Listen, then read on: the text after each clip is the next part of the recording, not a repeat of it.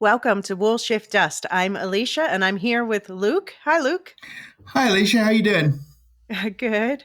Today we're going back to our roots to discuss the Silo series on Apple TV+. You miss talking Silo? I do. I was thinking when you were playing the intro, I missed that little theme song. I was sort of a bit discombobulated there for half a second because I was expecting the Beacon 23 Right. theme music. Yeah. Yeah, well, the second Silo season approacheth, and sooner than we expected. We learned at last weekend's Comic-Con in San Diego that the season will start November 14th. And we learned who's playing Solo, an important book character, and we learned some other stuff too. So we're going to talk through it all with you today. And I'm representing the book readers on this pod, but the spoiler policy is that we must protect Luke and a bunch of other listeners' book innocence at all costs. We're going to, of course, spoil all of season 1 of the TV series as we did in detail as that season was airing, and anything from the first half of Wool, the book, which is the basis of that season, is fair game. But I will not spoil anything beyond that point in the book. So the second season is going to be based off of the second half of the book, Wool, except I will be mentioning what was shown and discussed during Comic-Con when there was a panel about season 2 and a bunch of interviews around that. So it's mostly just tantalizing teases, but it does include a spoiler for a key scene and basically the situation in this first episode. So some spoilers for the first episode because that's what they shared publicly. And yeah, the big casting announcement that goes along with that. But yeah, I will not spoil beyond that any of the plots of season 2 or anything that I know is coming based on my book knowledge. Though if you want the full breakdown of the books, including the story of that new character played by Steve Zahn, then you'll find those in the Wool Shift Dust book club, and you'll find those links in the show notes. I'll talk to you a bit more about that at the end of the pod because there is a slight change afoot in that area. And yeah, just FYI for book club members, Abby and I, now that we know that the season's coming sooner than expected, we're going to be picking up the pace to complete the book series and the rewatch in time for that.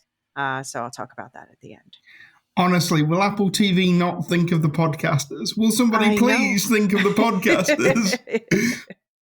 I know. Everybody's really excited that we are actually getting it in 2024. Like, it seems impossible to get especially like a sci-fi show 1 year after the other. Yeah, and one that's quite effect heavy as well. Mm-hmm. So, yeah, kudos to Apple TV for not letting the grass grow under them.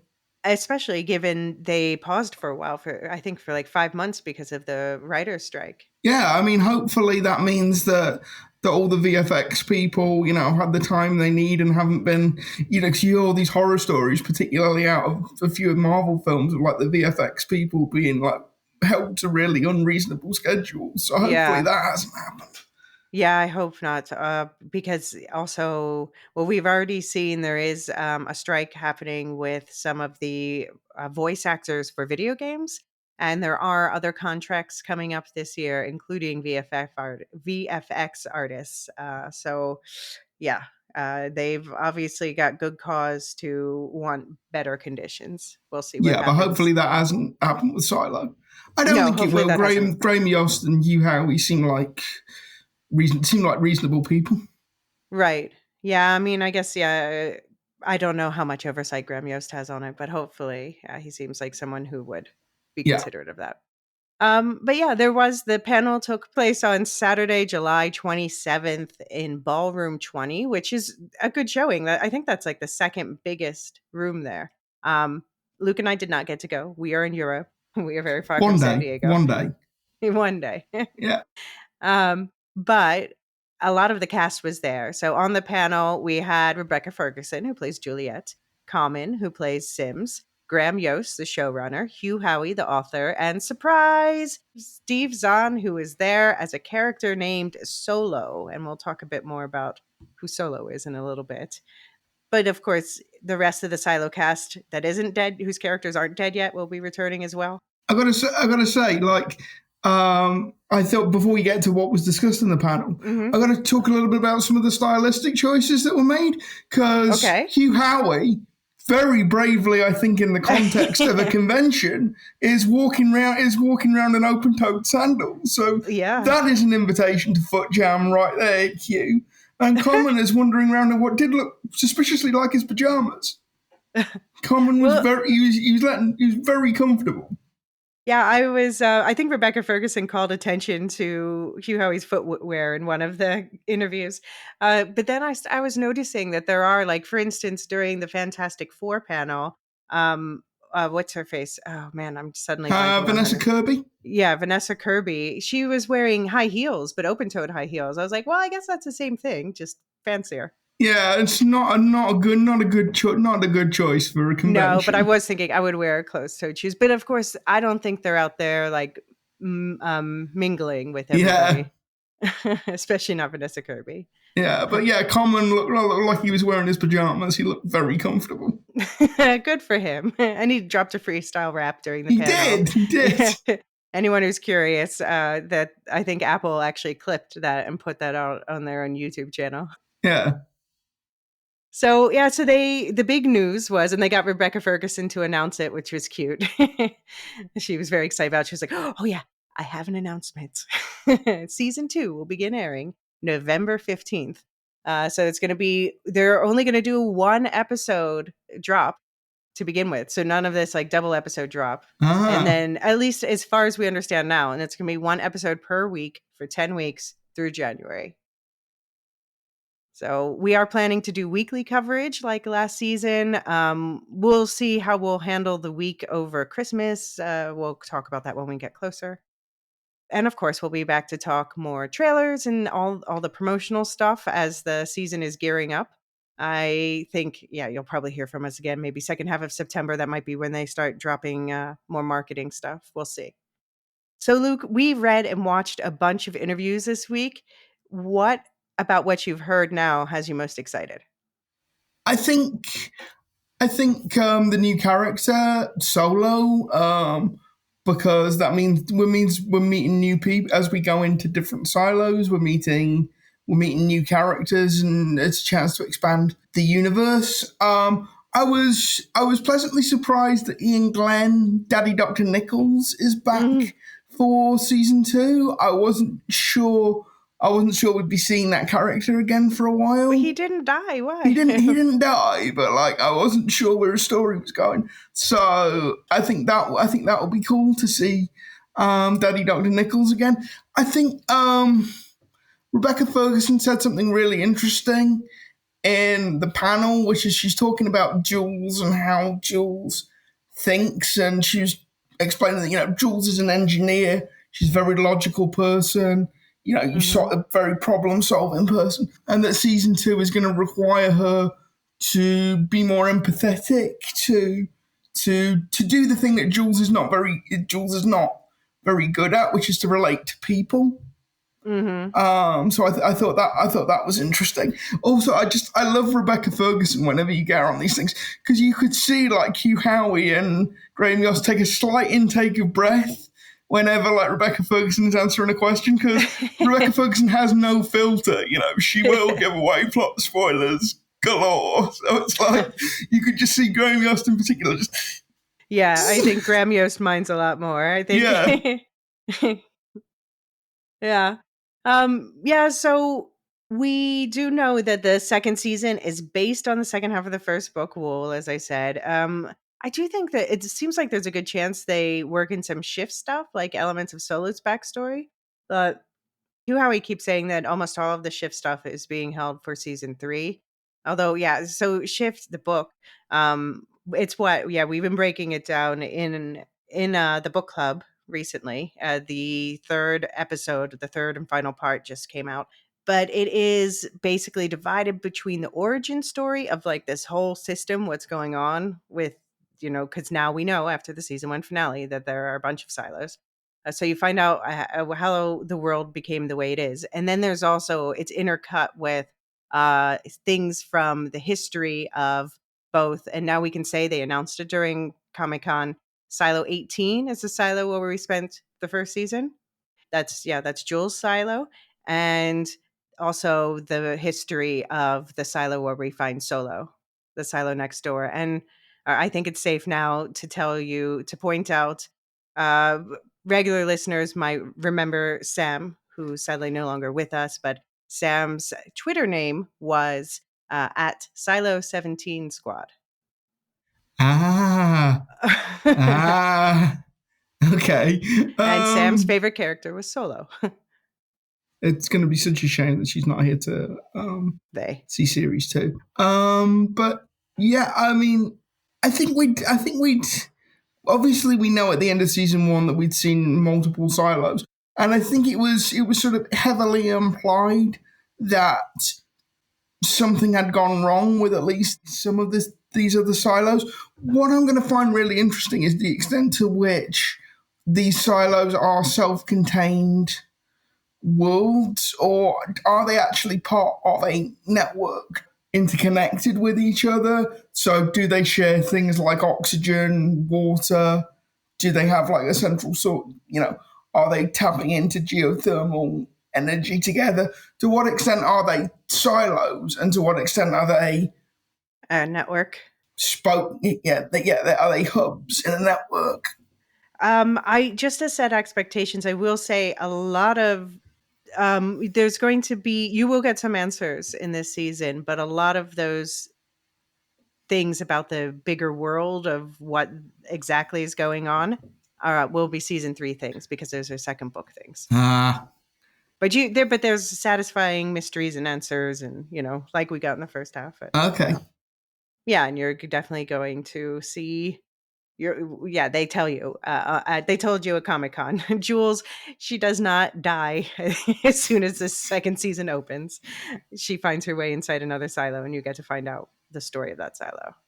Yeah, well, like, I don't think anybody was expecting Rebecca Ferguson, international film star and executive producer, to keel over at the end of it, to keel over at the beginning of episode 1 somehow. Yeah, it would be kind of a crappy. Well, I don't know. I guess it wouldn't be beyond this show if she just gets up to the ridge and she's like, "Wow, look, there's more silos." Thump, yeah. But it doesn't mean it's going to be easy for her. Okay, so just to remind everybody, last season ended at the midpoint of the book wall with Juliet getting sent out to clean, which means cleaning the screens, the sensors that feed video footage of the wasteland outside to screens in the cafeterias throughout the silo. Cleaning is a death sentence, especially as it turns out the cleaning suits are designed to break down once the job is done, killing the person inside. Juliet, however, with the help of her lifelong friend Martha Walker, has received a specially reinforced cleaning suit that will last much longer. Outside, she discovers that cleaners are given fake green views in their helmet visors to motivate them to clean, but the landscape is really as desolate as it looks through the screen shown in the cafeterias. But her silo of 10,000 souls is not alone, it turns out. There are many other silos. And I don't think they said exactly how many in season 1, but since they did a Comic-Con, I can say it here. There are 50 silos. And yeah, we were in silo 18 in season 1. Okay. And so we find out relatively early on in episode 1, that we were also told this in Comic Con, that something had gone catastrophically wrong in Silo 17. And Yeah. everybody bar one person is dead. And that's where we get our new character, Solo, from. He is that Yes. one person. He is the Dave Yes. Lister of Silo 17. So, to quote Graham Yost, the showrunner himself, in an print interview, Entertainment Weekly print interview, he said, "She's alive, yes, but when season 2 picks up immediately, her problems are only getting worse as she must find a way to get out of the toxic air and safely into a new silo. Juliet has a very difficult time getting into this other silo, and she's looking for safety because her suit is running out of air." This wondrous tape that Walker has arranged for her to have her suit wrapped in, that's going to fail. A lot of the episode is about Juliet just trying to survive and the engineering stuff she has to do to try to stay alive. And it says that although the premiere follows Juliet, it doesn't actually start with her. It does start in another silo and a rebellion gone very wrong. And I have to say, this Entertainment Weekly article shares more details about this scene, this opening scene, that I'm going to share here. But check the link in the show notes if you want to read the interview and see that as well. Yeah, and so the rebellion stuff actually in the other silo, I'm pretty sure, yeah, we get that in Shift, the second book. So that is one thing they're taking from the second book. So I do wonder if there will be more stuff from Shift in this second season, more backstory. Because obviously we hear in season one that there was a rebellion in Silo 18 that was successfully repressed, or Mhm. failed to achieve its objective in terms of getting out and opening Silo. So I wonder, are these two rebellions distinct events that take place in two different silos at two different points in time, or was there some like large rebellion that affected the entire network of all 50 silos at the Hmm. same time, or did it spread through the silos over a period of time, or are these two distinct events? I guess I'm going back to my original question of how separate are these different silos? To what extent are they? Was there a point at which, was there a point at some point in the past where they were a single cohesive society that over Mhm. time has broken down into individual silos? Yeah. Yeah. So I'm going to start using on the Lorehounds network. John has started using a Wheel of Time fan term, which is WAFO, watch and find out. So that's what I'm going to start saying when I can't properly address a question you bring up. Okay. WAFO. I'm gonna put a circle around that, and we're gonna come back to it. What I can say, because this is what they said in the interview, is there is I mean, you have to think that, this rebellion happened. Obviously, Juliet knows that there was a rebellion in her own silo in her past. She's seeing the aftermath of a different rebellion, and she knows there was a rebellion, like, things were not going the right way in Silo 18 before she left. So, she's gotta be thinking, "Oh god, this is what can happen." Yeah, and they did say in the Comic Con panel and in a few of the magazine interviews that basically season two is going to be storytelling in two parts. There are going to be episodes that focus on Mhm. Juliet and Silo 17, and there are going to be episodes that Yeah, focus well, they said on. the first 2 episodes, the first one is pretty much is all Juliet, and then the second one is, like, all Silo 18, and then he said that they would weave They the intercut. story. Okay. Yeah, yeah. And for book readers, Yost said season 2 will finish adapting the book Wool in, quote, unquote, "a slightly different way." So, yeah, so Hmm. they're gonna keep us on our toes just like Luke likes. Yeah, well, I don't like this. I don't like Elysia to be the fountain of all wisdom. I like her to be thrown off just occasionally, just to keep things interesting. And Yost also says the second season will be scary, and that's not going off book. That's yeah. Okay. So from a Screen Rant interview, we got a description of this scene. So I'll link that in the show notes as well. This Screen Rant interview. We got a description of the scene that they got to see at Comic Con, which I wish I'd gotten to see. Um, and they said footage from the Silo season 2 premiere was shown. The footage features Juliet crossing a large chasm inside an abandoned silo. After almost falling to her death, she makes it to the other side, finding a human corpse. Hearing music, Juliet sets out to find its source, uncovering a room full of dead bodies. She also finds a metal door with a keypad, however, and a new character played by Steve Zahn peers out, warning her that if she tries to open his door, he'll kill her. So there was already some differences from the book, but nothing huge because yes, she discovers this guy in the silo that she goes into. Same idea, same vibes. I'm going to selectively read from the same passage from the book Wool that this is based on to give you more of an idea. But I'm going to skip over the parts that are a little bit spoilery. So to set it up, basically, same as they discussed at Comic Con, Juliet believes she's alone in the silo, but in the book, it's not music that alerts her there might be someone else, but footsteps. And these footsteps start running away as soon as she calls out. So she stopped on 32 to listen. Holding her breath to keep quiet was almost impossible. Her lungs were crying out for deep gulps of air, but she remained still, the pulse in her palms beating against the cool railing. The distinct sound of footsteps still below her and louder now. She was catching up. She took off again, emboldened, taking the steps 3 at a time, her body sideways as she danced down the stairs as she had in youth, one hand on the curved railing, the other held out in front of her for balance, the balls of her feet just barely touching a tread before she was flying down to the next, concentrating lest she slip. A spill could be deadly at such speeds. Images of casts on arms and legs and stories of the unfortunate elderly with broken hips came to mind. Still, she pushed her limits, positively flying. 33 went by in a blaze. Half a spiral later, over her footfalls, she heard a door slam. She stopped and looked up. She leaned over the railing and peered down. The footfalls were gone, leaving just the sound of her panting for air. Skipping. There was a scraping sound near the far wall, the sound of metal sliding on metal. Juliet ran in that direction, wondering who the hell this was running from her and where they planned to hide. She could see a portion of the floor moving, a section of metal grate sliding to cover a hole. Juliet dove to the floor, her tablecloth garb wrapping up her legs, her hands seizing the edge of the cover before it could close. Right in front of her, she saw the knuckles and fingers of a man's hands gripping the edge of the grate. There was a startled scream, a grunt of effort. Juliet tried to yank back on the gate, but had no leverage. One of the hands disappeared. A knife took its place, snicking against the gate, hunting for her fingers. Yeah, that sounds tense.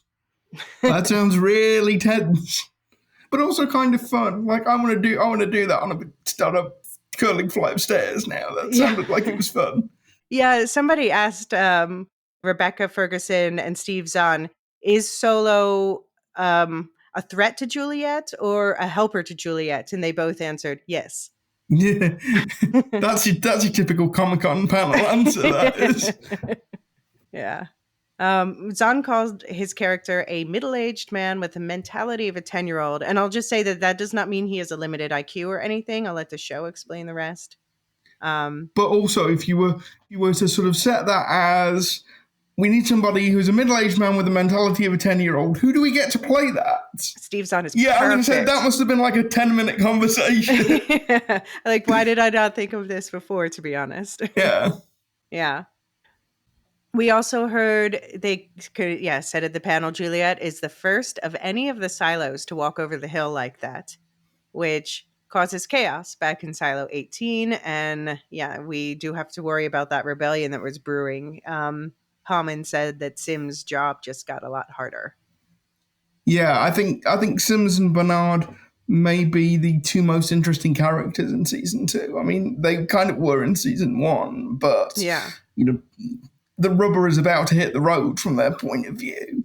Yeah. And I think Sims in particular, there's going to be the divided and I think Common touched on this in the Comic Con panel. There's going to be the divided loyalty that was kind of set up a little bit in season 1 between his immediate family, Right. and the sort of broader ideals of judicial in terms of protecting the silo, protecting society. I love listening to Common talk about Sims because it's clear that like Common understands that Sims is a complicated guy and in many ways not a good guy, but I think Common has a really sort of profound empathy with him. He really has a really good understanding of what motivates Sims and why Sims does what he does.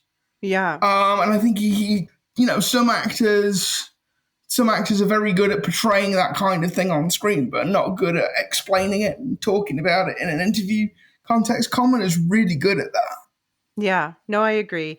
He said, that Sims had a life shaped by singular purpose, but after his family was threatened, that singular belief has been shaken up. So, be interesting. I'm also wondering, what our deputy boy is up to as well. Yeah.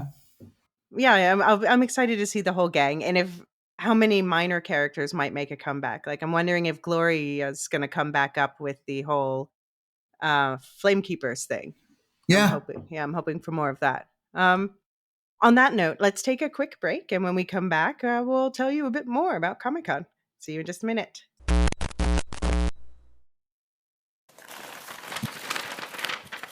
So, did you see the bit on the panel where they talked about the title of the first episode, which is again going to be Juliet in the new silo? It's called The Engineer because she's going to have to do a lot of engineering stuff. But then Graham Yost got really choked up and said that it's The title is an ode to his son, who is an engineer.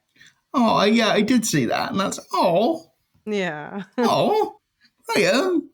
And he said, so from the book marketing, the tagline was, if the lies don't kill you, the truth will. And Yost says, we love the ambiguity and complexity of that. Yeah, I mean, I think it was one of the themes in season one is kind of knowing the truth is not necessarily an unalloyed good thing. Mm-hmm. There are sort of times, particularly in sort of extreme situations like the silo is portraying, when actually, the truth can be a very dangerous Right. thing. And it always puts me in mind of one of my favorite lines in movies ever, and it comes from Men in Black, and it's where Tommy Lee Jones and Will Smith are sitting on a park bench, and Will Smith goes, well, why couldn't we tell people about the existence of aliens? People are smart. And Tommy Lee Jones goes, no, a person is smart. Right. People are dumb, panicky animals. Yes, this is true. And it does kind of, I think Silo is kind of, if I were to sort of sum up Silo in a sentence, I think, or certainly if I were to sum up Sims and Bernard's point of view and the whole idea behind the compact, the whole idea behind the rules the citizens of the silo live by, that would be a pretty good sentence to sum that up by. Yeah. This is a very low trust society, and it kind of has to be because they're living in really unnatural conditions. Mm-hmm. Yeah. And why? And how? Yeah. Who designed the society? We also got some good intel on the tattoos. Apple put out a video on YouTube. I'll put that link in the show notes as well. Did you get a chance to watch that one? I did, yeah. And I hadn't noticed that Juliet's tattoo was supposed to be like rope that had been picked apart. Yeah, no, I think that's really cool because they pointed out that, of course, they can't have any sort of like organic tattoos because they would have never seen these things. So it's what is around them, what's in their life. And so, yeah, she has that main one on her arm is like a coil of rope that's sort of threading. And they pointed out that it's really the down deepers who have tattoos because it's sort of there to express their tribal identity. What I want to know is, do they put that on like once at the beginning of shooting and it will stay on for like a couple of weeks, couple of months, however long you need it? Or do they have to do that every single day? I mean, to make it look fresh, they would have to do it pretty regularly. If you have a temporary tattoo, which I've done before, it only looks fresh for like a couple days. And of course, Rebecca Ferguson did say one word that everybody's laughing at. Book readers know what this is about. She talks about it being a wet season. And of course, Juliet is what's the one thing Juliet is really afraid of? Water. That's a show invention, but I think that adds a nice twist. Okay. Yeah, and she has friendship tattoos, and she has a ring, which I guess was George, right? And a bracelet. Yeah. So it's all telling her story and her tattoos. And I guess she, this is pretty standard, especially in like sci-fi shows, that actors go through hours of makeup for filming. It's long days. Yeah. So one thing I don't know if you watched the IGN video. I think you did, but Yost said that door from season 1, the mysterious door, he said in season 2, we get to the door. Yes. But he said we get to the door. He didn't say we open the door. We didn't say we go through the door or that we open still don't know the what door. The door is. And, even book readers don't. I have a suspicion, but this is the thing. This is Silo, so you have to pass what people are saying very, very carefully. Yes, Graham. We get to the door. Good. Do we open it? Do we go through it? What's on the other side of it, Graham? What's on the other side? Yeah, exactly. So those are the main reveals that we got. Were you surprised by any of this? I wasn't surprised that we were going to be flipping backwards and forwards between two silos. I thought the way season 1 ended, that was pretty much inevitable that Juliet would be exploring at least one other silo.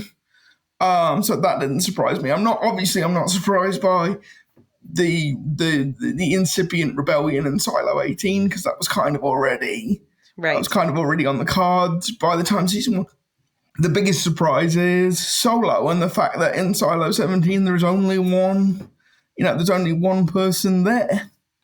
Mm-hmm. And because I'd kind of been looking forward to exploring, a Right. whole different society in a Mm. silo, and maybe that was organized along different lines. So I'm both intrigued, and I have to say, not disappointed because maybe we'll get there later on in the show. But I'd kind of I like to have mean, seen they another society in Asylum. yeah, they said we're getting to the end of the book in a different way. So I'm maybe yeah, they who knows what they'll change because they certainly in season 1 built out within Silo 18 more than you get in the book. And I Okay, guess that's the benefit of them splitting this book in two. okay, So yeah, I can just say I just want to temper expectations that you're not going to get all the answers this season because this is not the last season. And if anything, the way the books work is it's the second book where you get the most answers, and then the third book brings everything together into a conclusion. I mean, I'd like Tim Robbins. I mean, Tim Robbins doesn't really do a lot of conventions, but I'd like to have seen Tim Robbins there because I'd like to know more about what's going to happen or what's going on with Bernard, and I'd like to have seen a little bit more about what might be happening with Billings as well. Yeah. Because I think those are my two favorite. This is the thing. Like Juliet is undoubtedly the main character in Mm-hmm. Silo, but she's not my favorite character. Or she's not Okay, the that's character I fair. find most interesting. Mm-hmm. Yeah. Yeah. I think, well, are you intrigued by what you know about Solo so far? Are you think, I mean, are you a Steve Zahn fan in general? Like I say, if Okay. you wanted a middle-aged man with the mentality of a 10-year-old, Steve Right, right, Zahn right, would right. be. No, he's great casting. Yeah, he's great casting. Solo needs to be a lot of things. And I mean, I'm not a Steve Zahn fan, but he's one of hmm those actors. Can you do other, do other roles, do different roles, do Oh, but more I roles? actually would say the opposite because I think that he's shown amazing versatility. Okay, Because I've seen him do silly, I've seen him do serious, I've seen him do unhinged, and I've seen him do simple. And this role requires all of that. And I have to say, I will say, Solo is not stupid, but he's, you know, he's a immature. product of his experiences. Yeah. Yeah. So, what are your wildest predictions for season 2? Ooh, ooh. My wildest predictions. I think either one of Sims or Bernard dies, and Okay. I think one of them kills the other. Mm-hmm. I have no idea in which direction that will go, but I think one of them dies, and I think one of them kills the other. Okay. Okay. You know who we did not hear anything about, also, who Who? I want to hear something about, is our boy Lucas, our Yes, stargazer. yes. Yeah. Well, he's down in the down deep now. Is he? Or I don't know. I mean, the last thing we saw is that was a threat that Bernard was lobbing at him, but we didn't see him go down there. So, Yeah, it's very much if you don't see a body, they're not dead. yeah, If you I don't don't see it on know. Yeah. screen, it hasn't happened yet. Yeah. So I will see where Lucas is when, I guess, in episode 2. Yeah, and also like maybe not the most important question, but do we get a new mayor in Silo 17? Hmm. Because Bernard was acting mayor for the last 6 episodes of Right. season one. It seems like there ought to be an election. There was talk about an election. Mm. Does that Yeah. actually happen? Does what Bernard want there to be an election? Yeah. All good questions. Yeah. Any other thoughts you want to throw out? Oh, I wasn't expecting we'd see this at Comic Con because it would be Hmm. too big of a reveal. But I wonder if we get any more flashbacks. I just really want to see more of David Oyelowo and Rashida Jones. I Yeah. just really want to see that. I mean, I'm guessing not. Who knows? Never say never, but I mean, their story is pretty much done. Yeah. Oh. I mean, they're dead. Yeah. Yeah, but this You is can think of them anytime you see those two corpses on the hill. yeah, this is the thing. I just want a Silo spin-off. I want like a sitcom starring Yeah. David Oyelowo and Rashida Jones. I don't want anything. I don't want Like anything bad Silo Happy or Days. yeah, I don't want anything bad or mysterious to happen to them. I just want a Silo version of Happy Days. Leading up, and then it ends with like, "Oh, we won the lottery." Exactly. Yeah. You're like, wah, wah, Wah, wah. wah, wah, wah. The end. All right. Any final thoughts or theories?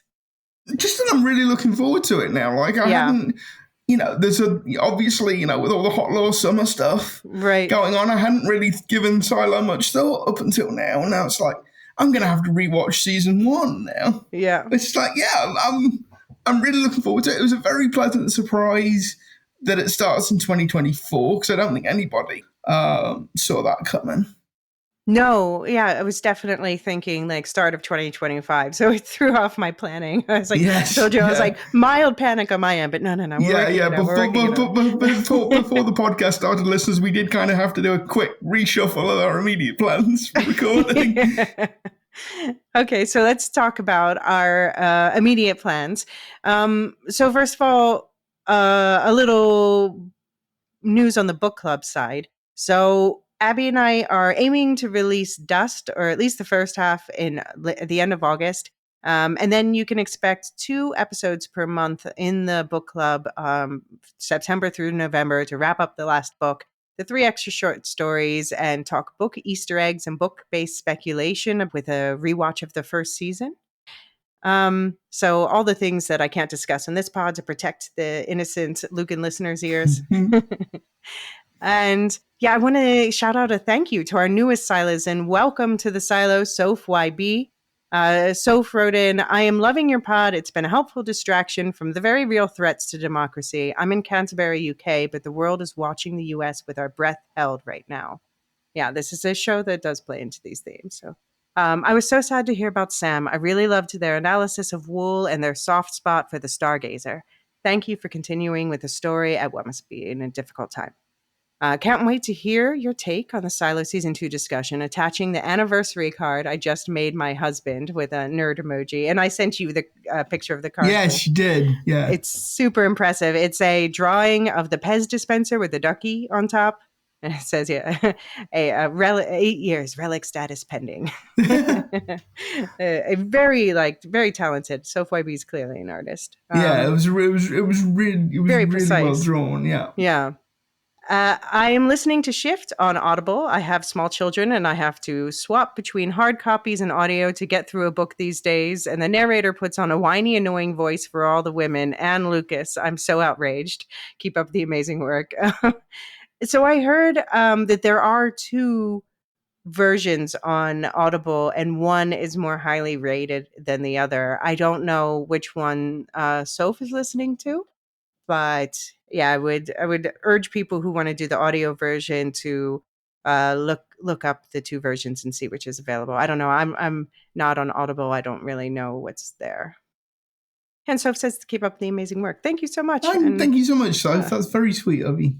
We're glad to have you listening.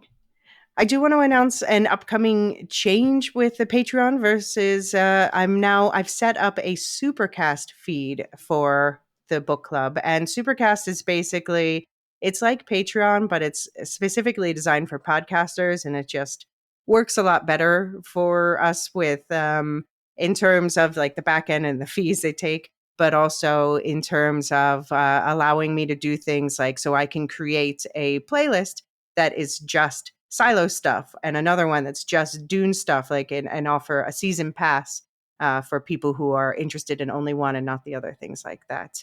And also, Luke, I can give you a free account there, which I couldn't do on Patreon. Oh, thanks. Yeah, but you can't listen to the. I can't listen to I can't listen to the Worship Dust stuff. Yeah, but we so basically I will have like separate season passes for these different things, and there will be a combined feed which will be a better price for the months where there are 2 per month, because I found just the way I set it up on Patreon with a per episode thing, it's gotten too confusing for people, and it's a mess for me in terms of scheduling and stuff. So Hey, editor Alicia checking in from the future because things have already changed since I recorded this episode last week. Basically, this pay per episode plan, Patreon is now phasing it out because Apple platforms about the season pass options that I mentioned. So watch out for all that. Okay, thanks. Back to the regularly recorded recording. Yeah, because Apple has changed their policy. So basically, Apple is definitely the biggest platform for podcasts. So yes, Patreon is conforming to their new rules and there will be no more pay per episode. And I'm talking with Patreon now about how we can phase into the monthly thing. And so watch out for word on that. There is a link to the new Supercast version in the show notes for anyone who's interested. And there will be more information to follow on both platforms about the season pass options that I mentioned. So watch out for all that. Okay, thanks. Back to the regularly recorded recording. So yeah, links in the show notes. And Luke, you and I will be back on this public main feed to talk more Silo trailers, etc. once those come out, as we said. So I'm guessing like late September, Yeah, probably. September, October, probably. Yeah, that'll be when they're ramping up the marketing and telling us more. And in the meantime, we have those plans we were just discussing to start the Dune series, but we're going to pause once Silo starts for weekly Silo coverage because we can't do both at the same time. And also, it happens that Dune Sisterhood, the new HBO show that's set 10,000 years before the Dune movies, that is going to be starting at the same time as Silo season 2. So seriously, like HBO and Apple need to sit down I know. and have a meeting. This is one not sci-fi fair. show at a time. Yeah. Them's the rules. No, please don't do that. Just one at a time. But yeah, these are two big ones. The two big ones that we are interested in. So David's going to be taking the lead on the Lorehounds for the Dune Sisterhood, and we'll do some tie-in stuff here. Like I'm going to talk about that book. So yeah, stay tuned, and we'll talk through more of the details about what's going to be handled on what feed when, and yeah, we'll keep you posted on how it will all go down. Any thoughts on the Dune show, Sisterhood, or I really like the trailer. I mean, Emily Watson is just she's just off in a tier of her own. You know, right. She's like it looks visually exquisite. We don't know much about the story. I know. Sorry, did I notice Mark Strong in that trailer as well? Because there was a character that looked very much like it was Mark Strong. Let's see. So we've got Travis Fimmel, who people will know as Ragnar Lothbrok from Vikings. We've got Olivia. I'll have to tell my mum about that. Yeah. She's a huge Ragnar not so much a Vikings fan, just a huge Ragnar Lothbrok fan. Well, fair. Okay. Yeah. Yes, Mark Strong, definitely. That's who that was. Oh. We have Olivia Williams also. Yeah, it's a really good cast. Yeah, like Mark Strong and Emily Watson, they're both actors that basically it comes with a stamp of quality. It's going to be good if they're in it. Yeah. I mean, I know nothing about the writing. I know what story it's based on. It's based on the founding of the Bene Gesserit Sisterhood. So Lady Jessica, Rebecca Ferguson, she's not in it, of course, because this is set 10,000 years before the movies.